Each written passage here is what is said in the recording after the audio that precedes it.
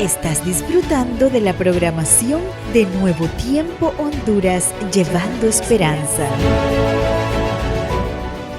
Bienvenidos a nuestro programa Retomando el Conflicto de los Siglos. Estamos iniciando el mes de junio y también ya estamos a mitad del año. Vamos a iniciar con el cuarto resumen. Ya ese es el cuarto resumen y estamos alegres que nos estén acompañando. Queremos saber, pónganos en el chat, queremos saber desde qué parte del mundo nos están escuchando, desde qué parte de Honduras nos están escuchando el día de hoy. Coméntenos ahí en el chat, queremos saberlo. Vamos a iniciar como siempre con una oración. Ahí donde nos están sintonizando, inclinen su rostro para orar. Padre nuestro que estás en los cielos, gracias por darnos un día más de vida, gracias por darnos un mes más de vida, Señor. Te pedimos que puedas estar con nosotros hoy y siempre. Y ahorita en este resumen que puedas derramar tu Espíritu Santo sobre cada uno de nosotros y que sea de mucha ayuda espiritual para todos. En el nombre de tu Hijo amado, Cristo Jesús. Amén. Estás disfrutando de la programación de Nuevo Tiempo Honduras, llevando esperanza. Ha llegado el momento de la alabanza, de la adoración, y para eso tenemos una invitada especial, nuestra querida hermana Jennifer Bustillo, que va a estar deleitándonos con uno de mis cantos favoritos y se titula Prefiero a mi Cristo.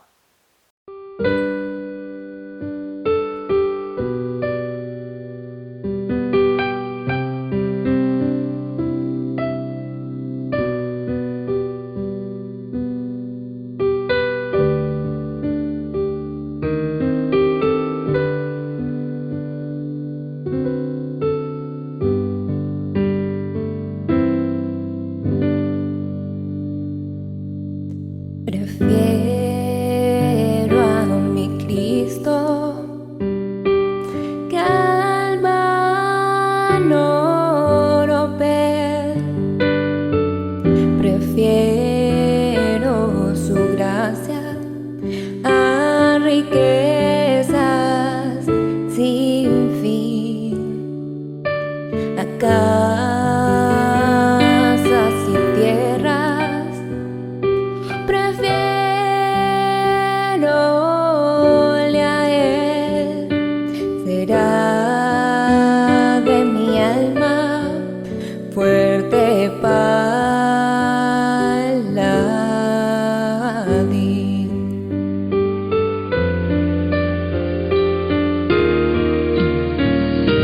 No quiero el aplauso del mundo falaz, prefiero en las filas de Cristo servir. La fama del mundo es liviana y fugaz, prefiero por siempre a Jesús servir. Y antes que ser rey de cualquier nación y en pecado gobernar,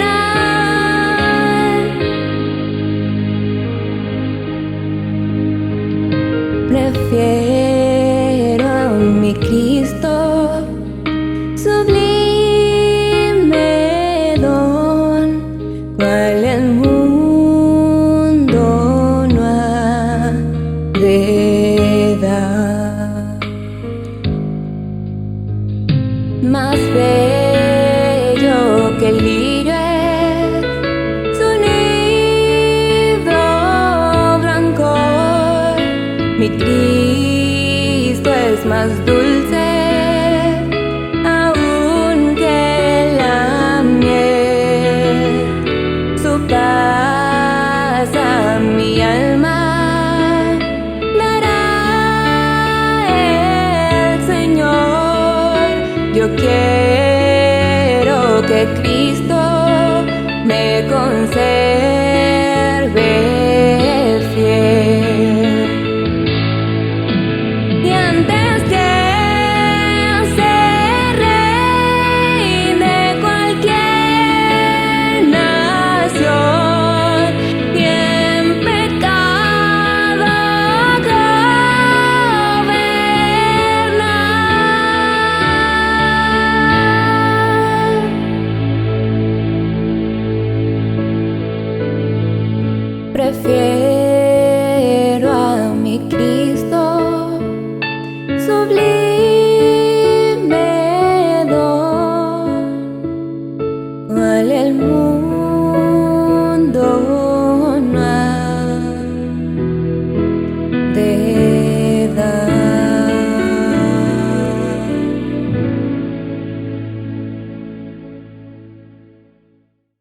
Amén. Muchísimas gracias a nuestra hermana Jennifer por ese increíble y hermoso canto. Pongámosles ahí en el chat un fuerte amén a nuestra hermana Jennifer, que ha dedicado sus dones y talentos al servicio de Dios. Vamos ahora ya a continuar con nuestro estudio retomando el conflicto de los siglos. Y en el resumen pasado estábamos viendo cómo el Coliseo fue símbolo de la persecución cristiana en tiempos de Nerón. Y el día de hoy vamos a ver las catacumbas. Hay muchísimas catacumbas alrededor del mundo, por ejemplo las de París, que impresionan por la cantidad de huesos humanos que fueron trasladados de cementerios a lo que fueron esas catacumbas. Pero las catacumbas romanas, más allá de impresionar, nos llevan a reflexionar de los padecimientos que estuvo nuestra iglesia primitiva. Pero vamos a dejar a nuestro querido pastor para que nos pueda seguir contando.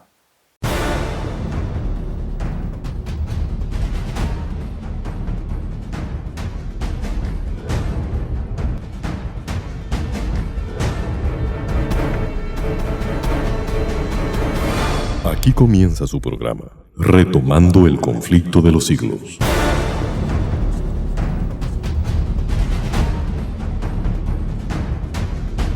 Este cautivante estudio lo guiará por eventos y sitios de la Iglesia cristiana,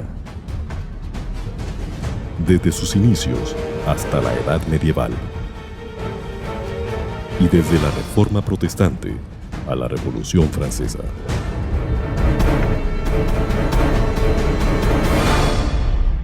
Con ustedes, el pastor Adán Ramos. Bajo las ruidosas calles, bañadas por el ardiente sol de la actual Roma, existe otra ciudad entera. Tras sus puertas se oculta un misterioso laberinto, frío, silencioso y siempre oscuro. Son las catacumbas de Calixto. Dentro de las catacumbas hay pinturas y objetos que adornan las paredes que estaban llenas de restos humanos. Se calcula que 500.000 de personas fueron enterradas allí. Durante 3 siglos, los primeros cristianos fueron perseguidos por un imperio romano opresor. La persecución fue iniciada por Nerón a partir del año 64 después de Cristo, quien llevó al martirio a una enorme cantidad de cristianos. El culto de los cristianos era ilegal y ellos fueron calificados de ateos porque los romanos adoraban a distintas deidades y los cristianos no. Además, se negaban a dar culto al emperador y también fueron considerados peligrosos para la unidad del imperio. A los cristianos se les atribuían los peores atrocidades, infanticidios, canibalismo y desórdenes morales de todo tipo. Tertuliano, quien vivió entre los años 160 y 220, lo describía así: no hay calamidad pública, ni males que sufra el pueblo, de que no tengan la culpa los cristianos. Si el Tíber crece y se sale del caudal, si el Nilo no crece y no riega los campos, si el cielo no da lluvia, si tiembla la tierra, si hay hambre, si hay peste, un mismo grito enseguida resuena: ¡los cristianos a las fieras! Hasta el año 313, cuando se alcanzó la paz con el Edicto de Milán, la iglesia vivió en constante persecución.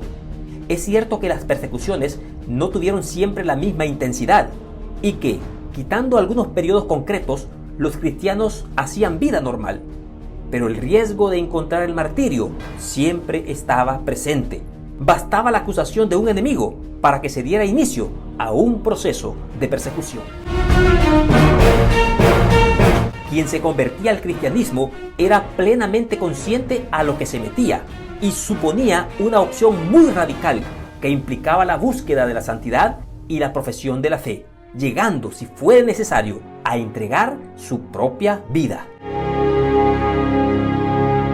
El martirio era considerado entre los fieles un privilegio y una gracia de Dios, una posibilidad de identificarse plenamente con Cristo en el momento de la muerte. Ellos oraban por su propia debilidad e imploraban la ayuda del Señor para no negar su fe si se presentase la ocasión oportuna. Y también miraban como modelo a los cristianos que habían alcanzado a ser fieles hasta la muerte en el martirio. Cuando el cristianismo traspasó las fronteras del judaísmo, los nuevos cristianos de ascendencia gentil adoptaron muchas de las costumbres judías, y una de esas costumbres era la práctica de enterrar a sus muertos. Es fácil imaginar cómo emocionaría a la comunidad cristiana de Roma oír los detalles de la muerte santa de sus hermanos en la fe. Estos relatos eran a un tiempo consuelo y fortaleza para los creyentes y semilla para las nuevas conversiones. Las reliquias de los mártires se recogían y sepultaban con devoción en estas catacumbas. Los romanos eran muy supersticiosos con el tema de la muerte, y desde tiempos muy antiguos la ley romana establecía que las necrópolis, palabra griega para referirse a las ciudades de los muertos, debían situarse fuera de los muros de la ciudad. Al cadáver ni se le sepultará ni se le quemará en la ciudad, decía la ley. Los romanos tenían la costumbre de incinerar los cuerpos de los difuntos, pero también existían algunas familias que tenían por costumbre enterrar a los seres queridos en los campos de la propiedad, costumbre que se fue imponiendo cada vez más por la influencia del cristianismo. Al principio no había separación de los cadáveres y se enterraban juntos a los fieles con los paganos. Pero a partir del segundo siglo, gracias a las donaciones de algunos cristianos de buenas posiciones sociales, la iglesia comenzó a tener sus propias necrópolis, a las que los cristianos comenzaron a llamar cementerios o koimetería, del griego koimao, que significa dormir, lugar donde los cuerpos reposan a la espera de la resurrección. Así fueron surgiendo las catacumbas cristianas, que no eran, como a veces se piensa, meros escondrijos o sitios de reunión para las celebraciones litúrgicas, sino lugares de sepultura donde se custodiaban los restos mortales de los hermanos en la fe.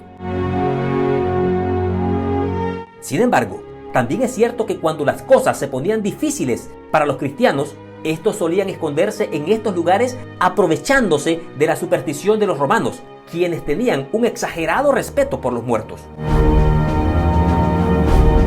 Los soldados romanos, por supuesto que sabían dónde se escondían los cristianos, pero ninguno se atrevía a entrar en estas catacumbas, y lo único que a veces hacían era encender fuegos en las entradas de las catacumbas para que el humo pudiese entrar y que los cristianos pudiesen salir. Originalmente, el término catacumba hacía referencia a la zona de la Vía Apia, que se encuentra entre la tumba de Cecilia Metella y la ciudad de Roma. Cecilia Metella fue una dama romana, hija de un cónsul famoso del año 69 a.C. y madre de Marco Licinio Craso, que fue elegido también cónsul en el año 30 a.C. Con el tiempo, la palabra catacumba se asignó al cementerio cristiano que estaba bajo tierra. La construcción de las catacumbas se inició en el siglo II y fue producto de la falta de espacio en los cementerios. Los primeros cristianos excavaron un inmenso sistema de galerías y túneles, unidos uno con el otro, a veces en estrechos espacios. Llegaron a tener hasta 4 pisos de profundidad. Estos pasadizos miden unos 2,5 metros de altura por apenas 1 metro de ancho. En las paredes se abren unos nichos rectangulares llamados lóculos, de latín loculi, que significa espacio reducido, porque solo cabía un cadáver. En estos nichos se enterraban a los obreros, a las mujeres, a los niños y a los ancianos. Los ricos solían reposar en elaborados sarcófagos de mármol.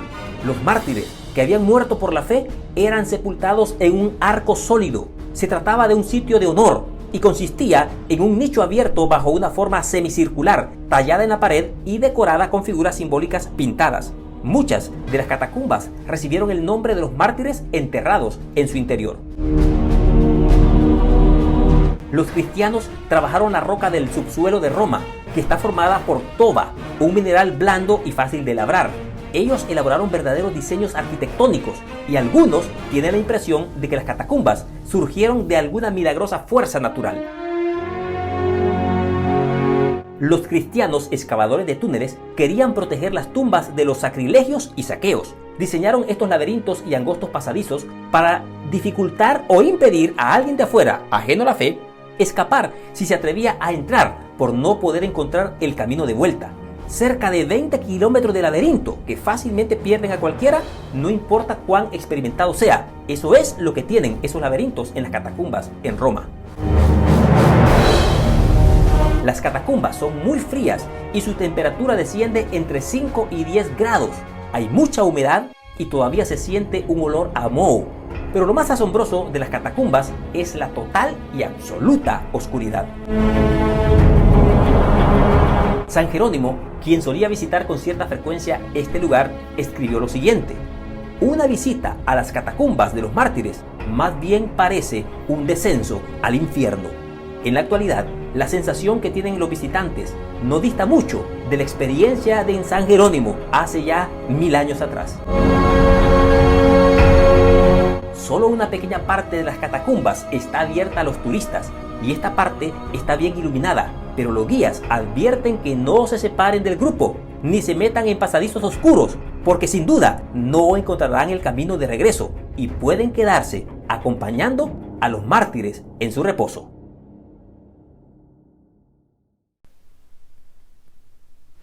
Cuando un ciudadano romano moría, fuese rico o pobre, no lo sepultaban, sino que lo cremaban. Los primeros cristianos siguieron la tradición judía de la sepultura y enterraban a sus muertos en cavidades y túneles subterráneos.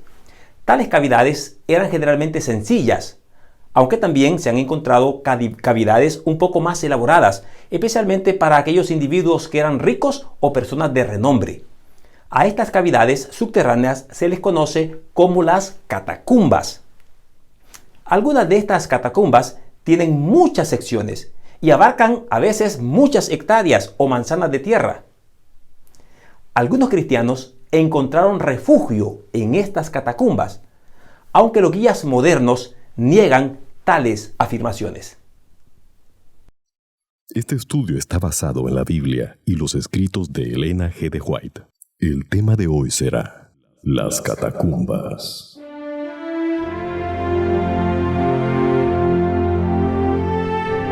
Desde el Monte de los Olivos vio el Salvador las tempestades que iban a azotar a la Iglesia Apostólica, y penetrando aún más en lo porvenir, su ojo vislumbró las fieras y las desoladoras tormentas que se desatarían sobre los discípulos en los tiempos de oscuridad y de persecución que habría de venir en lo futuro. En unas cuantas declaraciones breves, el terrible significado que predijo Jesús a la aflicción de sus discípulos por causa de estos gobernantes del mundo que iban a imponer en la iglesia de Dios. Esto nos lleva a preguntarnos, ¿qué profecía compartió Jesús con sus seguidores que predijo tanto la persecución apostólica como la de la edad medieval? Leámosla en Mateo 25:9 y 21 y 22. Dice así: entonces os entregarán a tribulación, os matarán y seréis odiados por todos por causa de mi nombre. Porque habrá entonces una gran tribulación, cual no la ha habido desde el principio del mundo hasta ahora, ni la habrá. Y si aquellos días no fuesen acortados, nadie sería salvo. Pero por causa de los escogidos, aquellos días serán acortados. ¿Cómo se cumplió la profecía de Jesús concerniente a la persecución? La historia de la iglesia primitiva atestigua que se cumplieron las palabras del Salvador.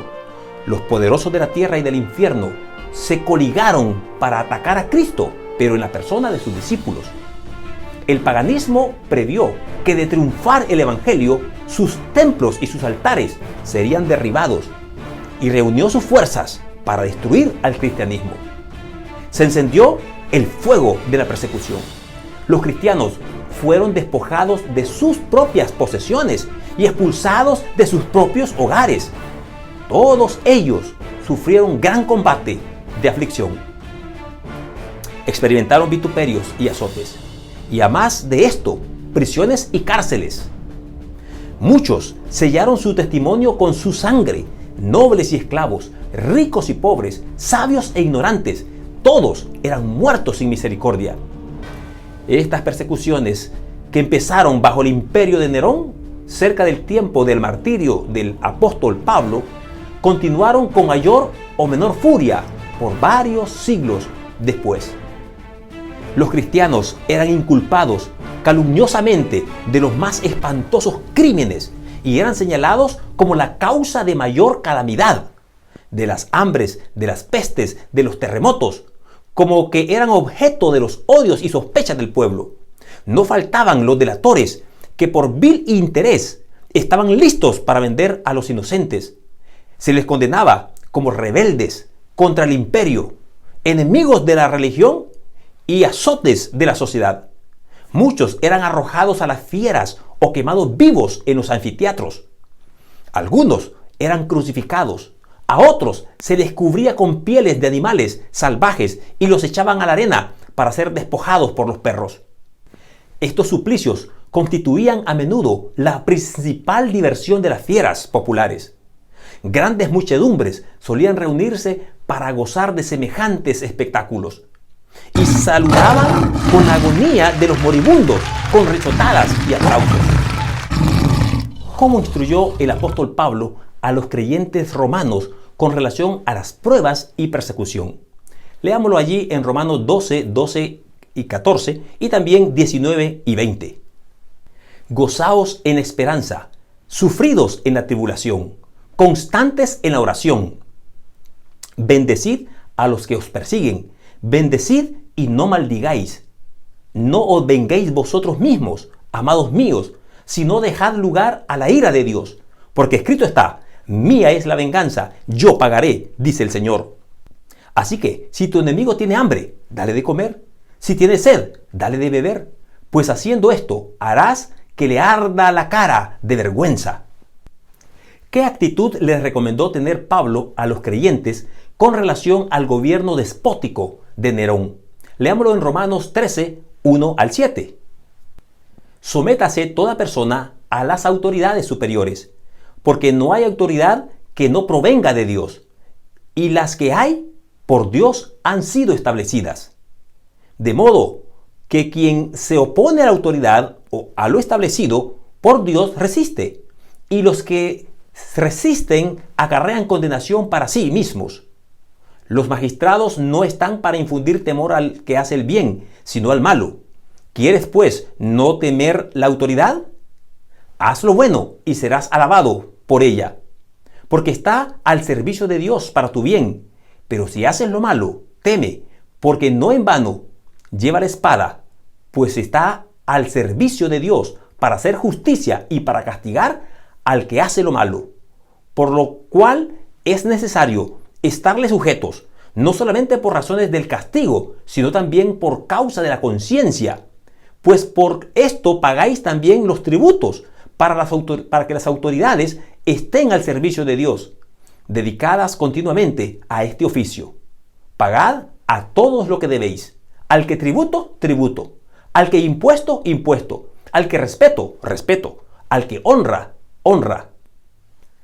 El consejo que Pablo dio a la iglesia que estaba allí en Roma de someterse a las autoridades estaban en el contexto de siempre y cuando no contradigan la autoridad de Dios.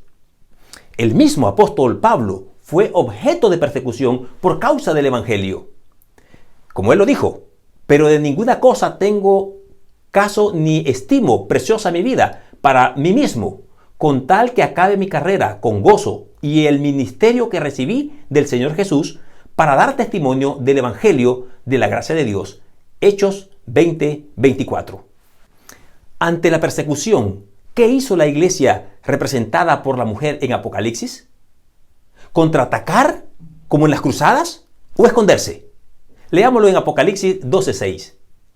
La mujer huyó al desierto, donde tenía un lugar preparado por Dios para ser sustentada allí por 1260 días. Esconderse es una respuesta natural para los que son perseguidos. ¿Dónde encontraron refugio estos primeros cristianos? Donde quiera fueran los discípulos de Cristo en busca de refugio, se les perseguía como animales de rapiña. Se vieron pues obligados a buscar escondite en lugares desolados y solitarios. Anduvieron destituidos, afligidos, maltratados, de los cuales el mundo no era digno, andando descaminados por los desiertos y por las montañas, y en las cuevas y en las cavernas de la tierra, según Hebreos 11, 37 y 38. ¿Qué eran estas catacumbas? Debajo de los cerros, en las afueras de la ciudad de Roma, se habían cavado a través de tierra y piedra largas galerías subterráneas, cuya oscura e intrincada red se extendía leguas más allá de los muros de la ciudad. En estos retiros, los discípulos de Cristo sepultaban a sus muertos y hallaban hogar cuando sus sospechas de ellos se les proscribía o se les acusaba. Cuando el dispensador de la vida despierte a los que pelearon la buena batalla, muchos de estos mártires de la fe se levantarán de entre aquellas cavernas tenebrosas para también recibir la vida eterna. Ahora bien, ¿con qué actitud aceptaron los primeros cristianos la persecución? En las persecuciones más encarnizadas, estos testigos de Jesús conservaron su fe sin mancha, a pesar de verse privados de toda comodidad y aún de la luz del sol, mientras moraban en el oscuro, pero benigno seno de la tierra. No prefirieron quejas.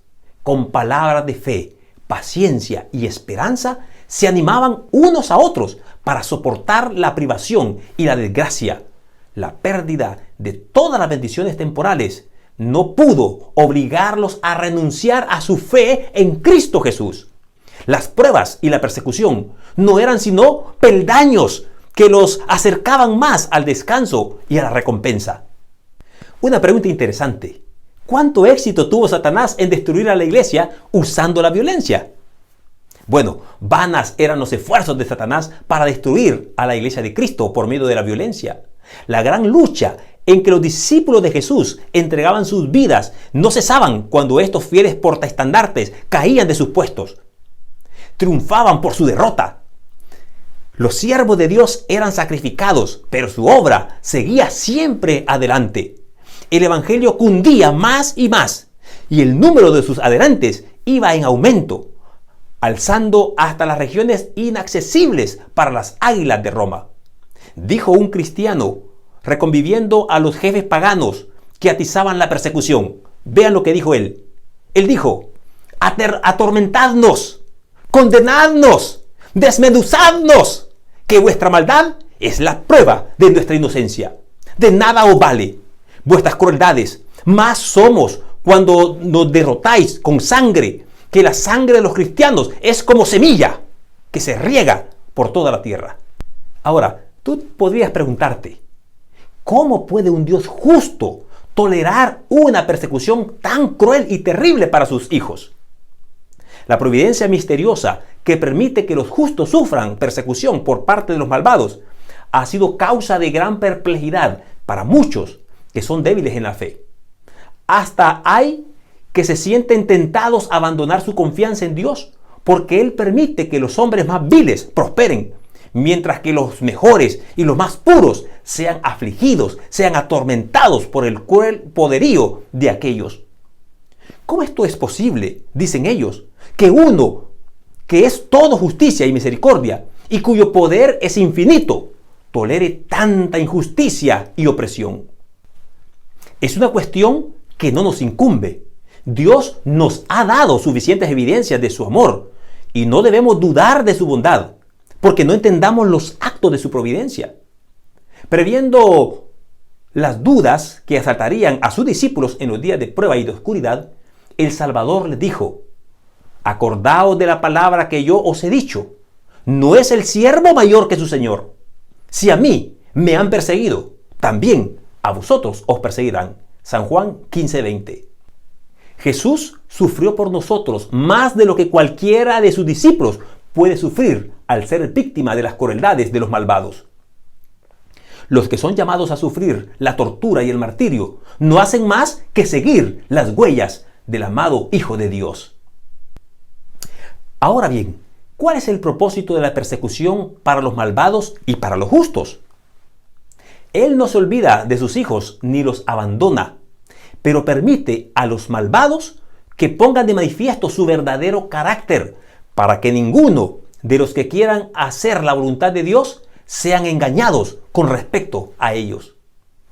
Además, los rectos pasan por el horno de la aflicción para ser purificados y que para que su ejemplo otros también puedan quedar convencidos de que la fe y la santidad son realidades y que finalmente para que su conducta intachable condene a los impíos y a todos aquellos que son incrédulos.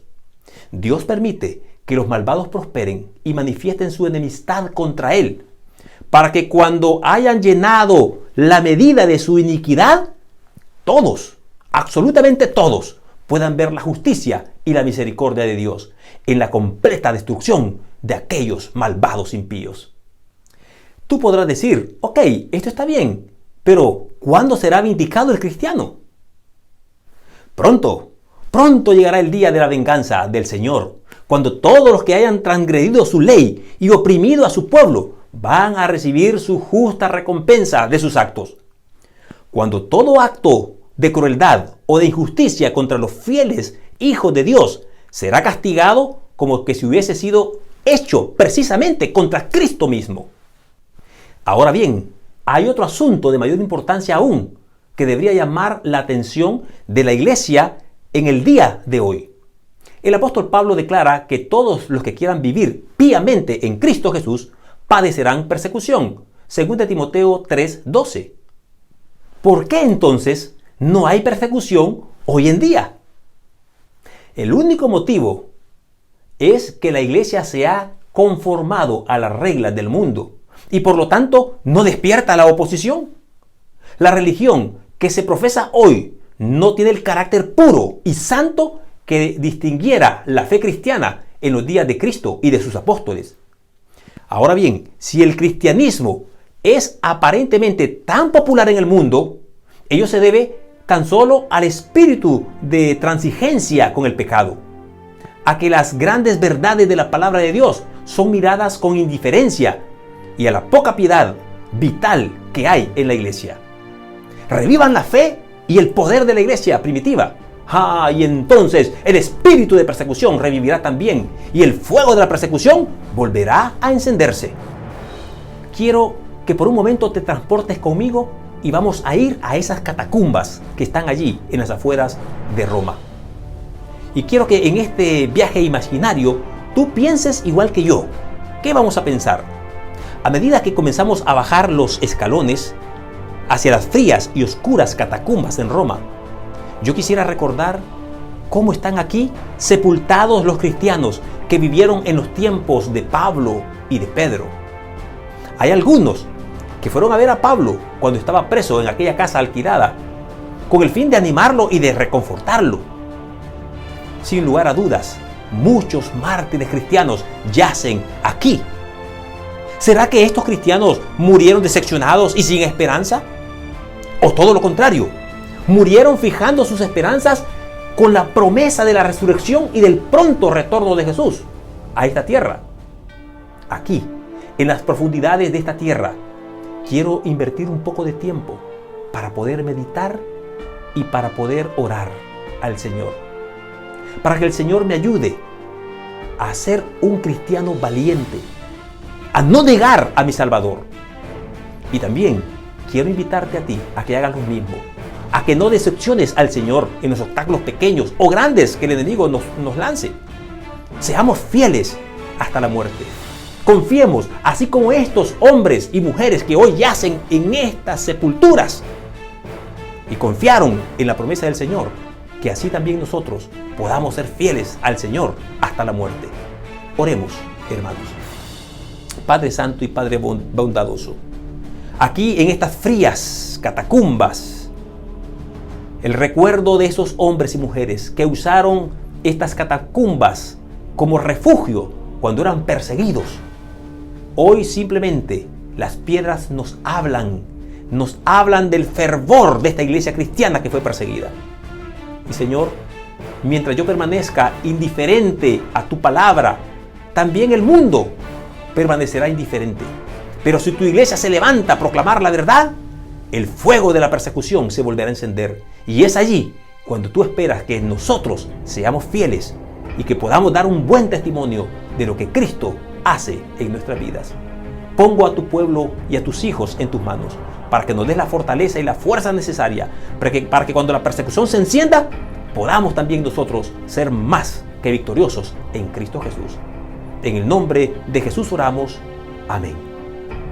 Gracias, mis queridos amigos, mis queridos hermanos, por estar en sintonía con Retomando el Conflicto de los Siglos. Estamos apenas iniciando los primeros capítulos y hay muchos capítulos que vendrán después que nos van a ir hablando un poquito más de cómo se desarrolló la iglesia cristiana primitiva en esos momentos turbulentos, que nos ayudarán a nosotros a prepararnos para cuando esos momentos lleguen a nosotros en nuestros días, podamos también ser fieles al Maestro.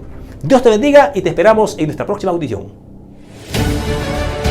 Estás disfrutando de la programación de Nuevo Tiempo Honduras, llevando esperanza.